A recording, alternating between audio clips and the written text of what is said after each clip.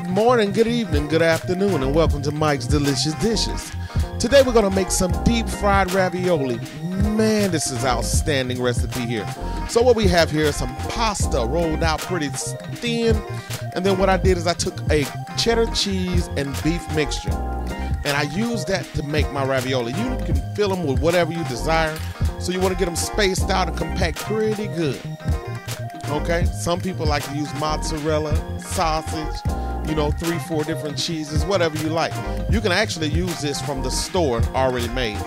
But I think it's pretty cost efficient and easy to make them at home. So this is what I did, just basically using leftover ground beef I had.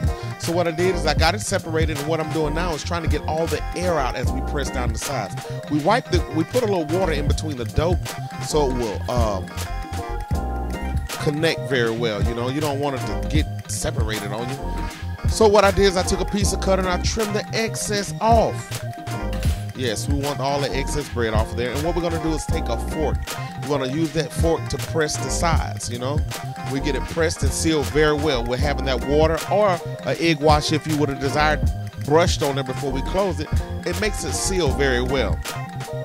And after we go around this with this fork and get us a little design and get it pressed as well, we're gonna take that same piece of cutter and we're gonna cut off the excess. Now, if you would like to leave it like this, it's up to you. It's your thing, do what you wanna do. But I like to trim off the edges just a little bit to make it a little bit feasible for me. I don't like all the extra dough. Okay, it's all about the filling for me.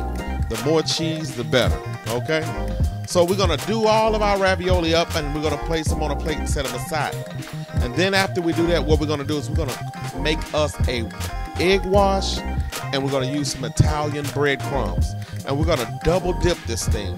Now, it's important that when you get to the process of double dipping, you wanna use one hand for the bread and one hand for the egg wash, which I tend to forget all the time. But you wanna let this thing rest. That's the deal with double dipping. You gotta let it rest so it'll stick and adhere, to whatever it is you're double dipping.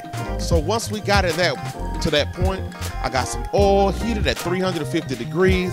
We're gonna drop these things in here just for a few minutes, man.